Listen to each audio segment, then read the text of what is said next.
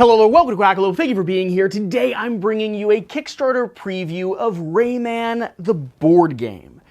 Now, we have a lot of content coming out here on the Quackalope channel around this game, including a solo gameplay, a 4-player helter-skelter, all the expansions mixed in gameplay, and if I have the time and the capacity, because I haven't quite filmed it yet, hopefully a little tutorial teaching and how to play guide as well.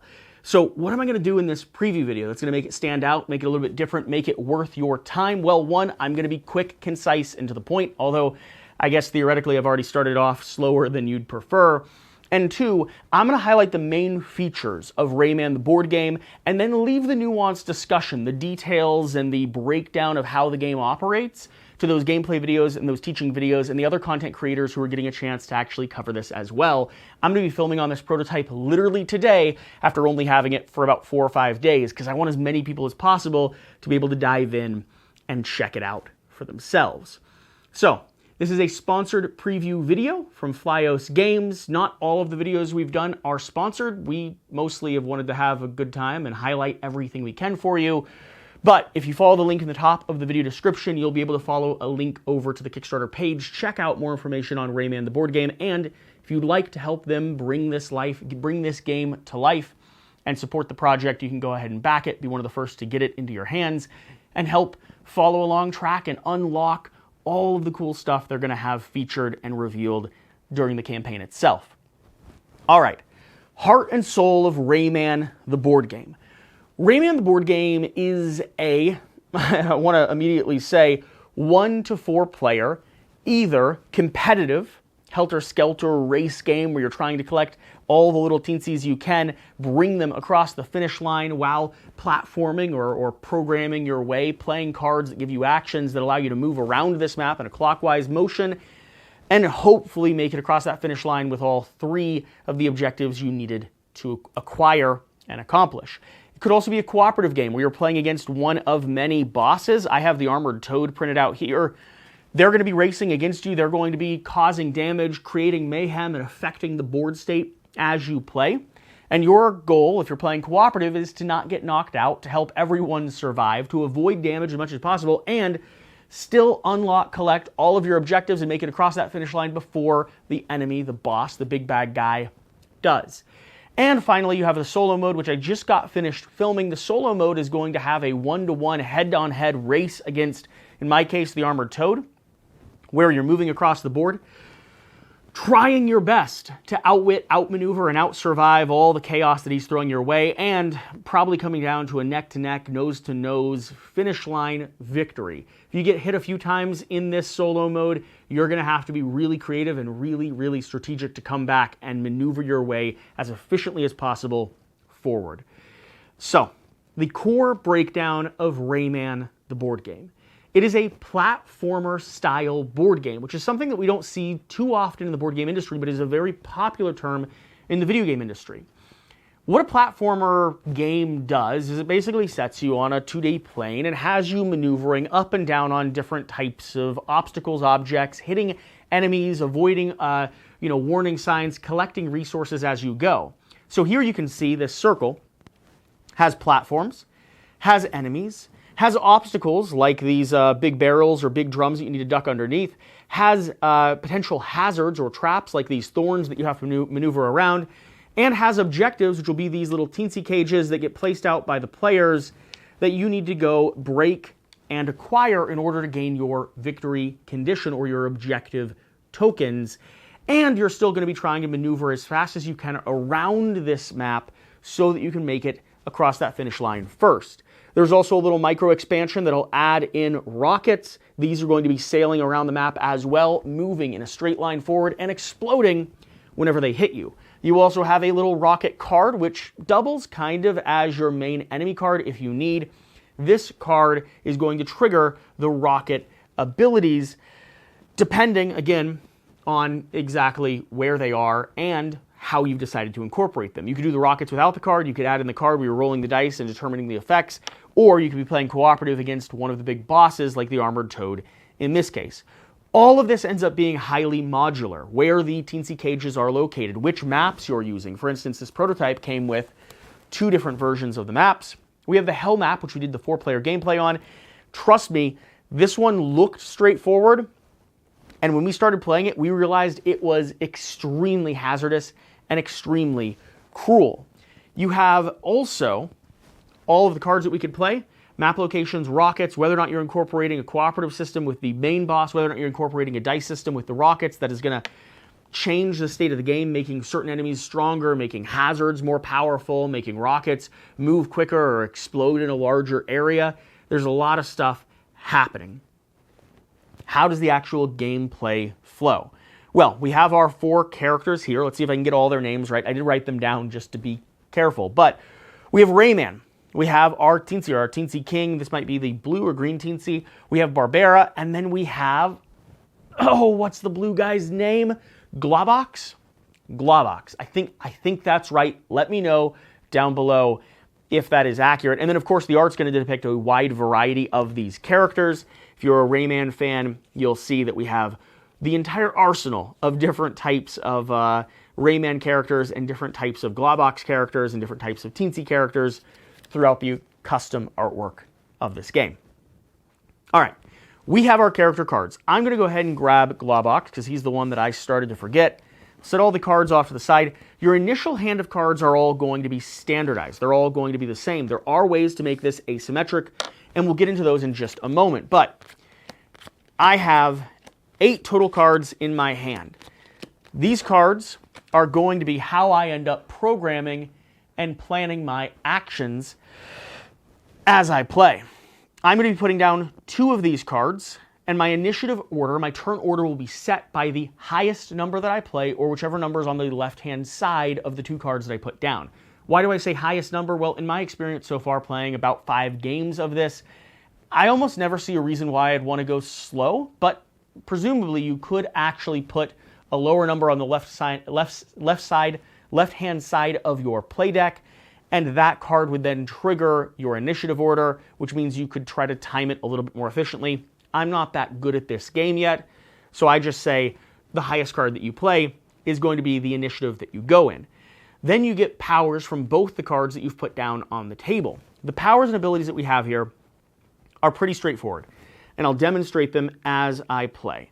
So I can move forward. This is moving forward or moving backwards. I can't go through obstacles like these vines. I could slap. I could slap at a distance, paying 1 for every space away, along with 1 for the slap. Or I could slap at any creature or enemy, character or enemy that is in a zone that I am in, meaning that I can boot my friends or my opponents off and onto thorns or off and onto enemies or just backwards because I don't want them to, well, be in my way. Or I can hit enemies, which are going to get me these nice little bonus cards that are full of symbols as well. I have a jump up. I can jump through platforms. I can rise myself up 1 level in the air. You can't do a double jump unless you have a special ability. I have a heart, which is going to get me a single heart token. These tokens get exhausted if you get dealt damage by landing on thorns, hitting a trap, getting hit by the boss, getting hit by the rocket, getting hit by an enemy, not having a slap to be able to counter it. You want your hearts. I have a duck card, which is required to go underneath these spaces with the drum. And I have a hover card, which is required to maintain your loftiness and go across any open gaps or go over hazardous areas like thorns down on the bottom. Now, the rule with the duck card and the loft or the hover card is that you can go as long as necessary until you hit a viable platform and break, or until you decide to end that movement yourself. I'll play 2 of these cards. I'll get the combined action total for 2 of these cards, and then other players will as well. Again, setting our initiative based on whichever card's in the left-hand side of our play pile, and we'll progress through the game. At the end of that cycle, after we've all done our movement, we will determine who is in the last place, or if you're playing a 4-player game, which 2 characters in last place. They get a free movement forward if they would like, a little bit of a catch-up mechanic, and then the rockets will cycle around the board and spawn out onto the board. From there, you're back to playing out cards. You also have another option. You could do a bubble action, which makes you immune if you've included that rule in the game. You could house rule it out according to the rulebook. There's a lot of modularity here with this, depending on what type of challenge and how cruel you want to be to the other players around the table.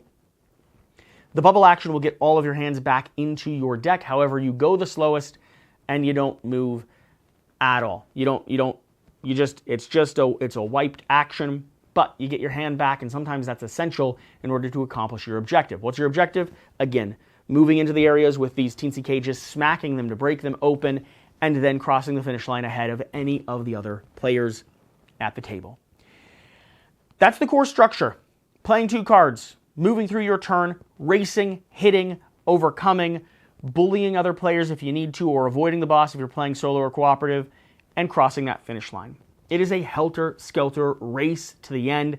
It is cutthroat in every good way possible, and if you have a group of people that really like picking, playing, and making a game chaotic fun, this lines up well for that gaming group. This is a perfect, one of my good friends, Wes Todd, this is a perfect Mingo game, and a perfect game to have a few drinks, like apple juice and cranberry juice, while you actually play it.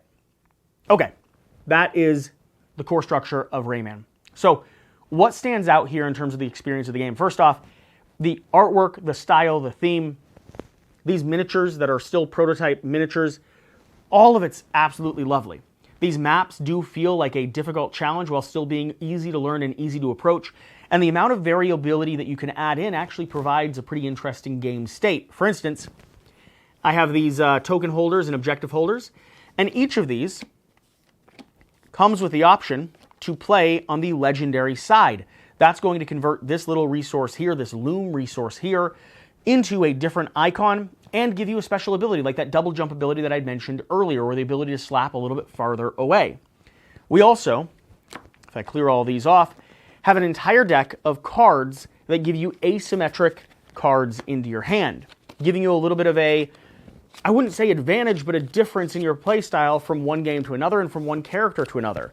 You'll draft these, so you get to pick and choose depending on the map that you're playing and where the objectives have been set on the board, because every player gets to decide to randomize where they go. You'll get to choose which of these you would like to have and include.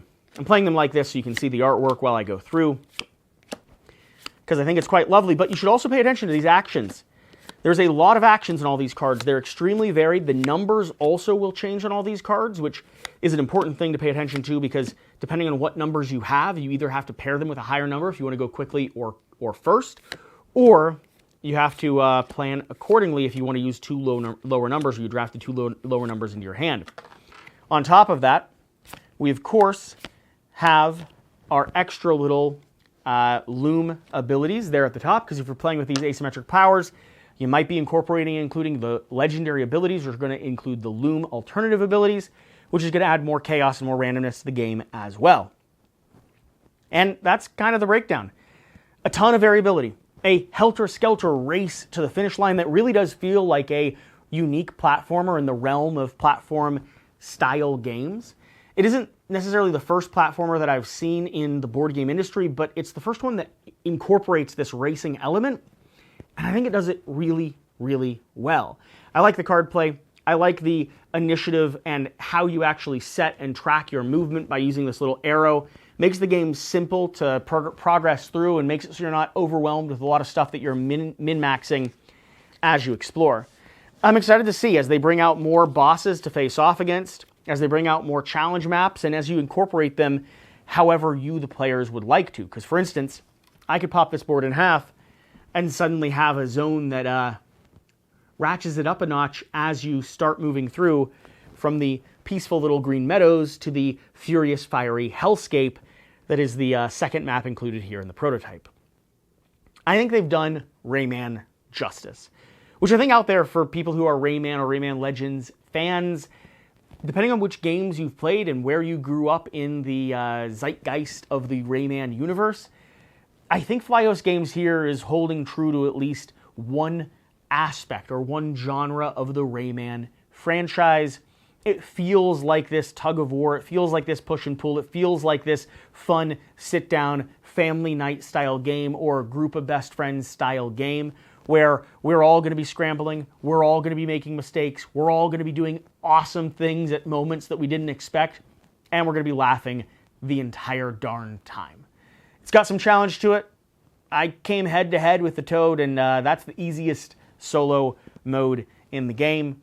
And it's got quite a bit of character, beautiful artwork, and a ton of charm. So there you have it. That is Rayman, the board game from Flyos Games. Again, swing down to the link in the top of this video description, hop over to the Kickstarter page, and give them a closer look. If you have any questions, feel free to leave a comment down in the comments down below. I am sure we'll be answering everything that we are able to or that we know about, and I'm sure Flyos will be popping across all the different YouTube channels like they normally do, checking in, hearing your feedback, and doing their best to answer, address, and engage with the community as much as possible. Whatever the case, though, whatever you do, remember to do the important thing. Get out and play some games. It's that time of year. We'll see you next time. Bye.